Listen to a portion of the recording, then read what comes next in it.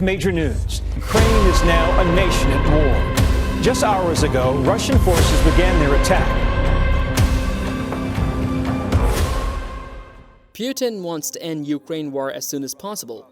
Russian President Vladimir Putin has told Indian Prime Minister Narendra Modi that he wants the Ukrainian war to end soon.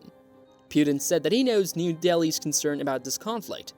Putin wanted it to end as soon as possible, according to a readout of a bilateral meeting published by the Kremlin. The Indian Prime Minister told Putin on Friday on the sidelines of a regional security bloc summit in Uzbekistan, "I know that today's era is not an era of war, and I've spoken to you on the phone about this." He said democracy, diplomacy, and dialogue kept the world together. What is the exact reason behind this decision of Putin? Some are saying that there is an issue with some budgets. Who knows? But before starting the video, tell me, have you guys subscribed to our channel? If not, then what are you waiting for? Just punch that red subscribe button and don't forget to press the bell icon so you can get notified of all the amazing videos. New Delhi and Moscow have deep connections dating back to the Cold War, and Russia remains India's biggest arms supplier. In the present era, Russia controls about a fifth of Ukraine after sending its armed forces into its neighboring country from several directions in February. Moscow says its special military operation was important to save Ukraine from being used as a platform for Western anger and to defend Russian speakers.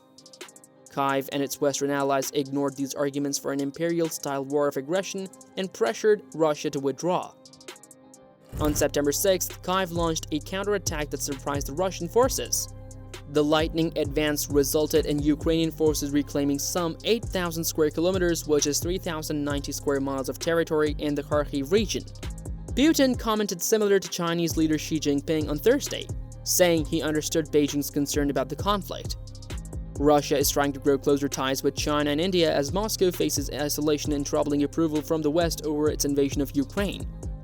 Both countries have increased their purchases of Russian energy, trading at a discount on world markets as Western countries buy less, and mentioned building closer economic connections. Putin told Modi, "Our trade is growing thanks to your additional supplies of Russian fertilizers to the Indian markets, which have grown more than eightfold. I am hopeful that this is going to be of huge help to the agricultural sector of India." Russian soldiers have been rooted in parts of the northeast, with thousands of square kilometers of territory liberated by the defense forces near Kharkiv. A top police investigator was shocked by the discovery as the Ukrainian flag flew again over dozens more settlements, including the key city of Azayim, where a mass burial site was unearthed. If you're liking this interesting video, then do hit the subscribe button and drop a like to see more upcoming mind-blowing factual videos. Ukrainian forces hope to push Russian soldiers out of all Ukrainian territory. This is not what President Putin means by a quick conclusion to the problem, as he appeared at a televised summit in the Uzbek city of Samarkand and spoke to Indian Prime Minister Narendra Modi. "I know today's era is not an era of war, and I've spoken to you on the phone about this," Mr. Modi told the Russian president. As the Indian leader made the comments, Mr. Putin pursed his lips, looked at him, and then looked down before touching the hair on the back of his head.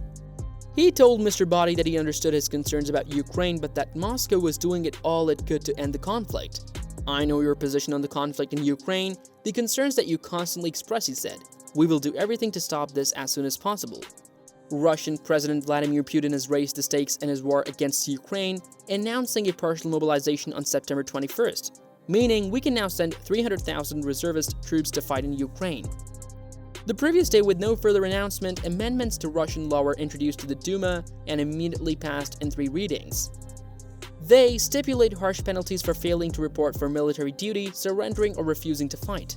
That same day, the Russian imposed administrations of all the regions of Ukraine currently partially or wholly occupied by Russian troops submitted requests to hold referendums on becoming part of Russia as early as the end of this week.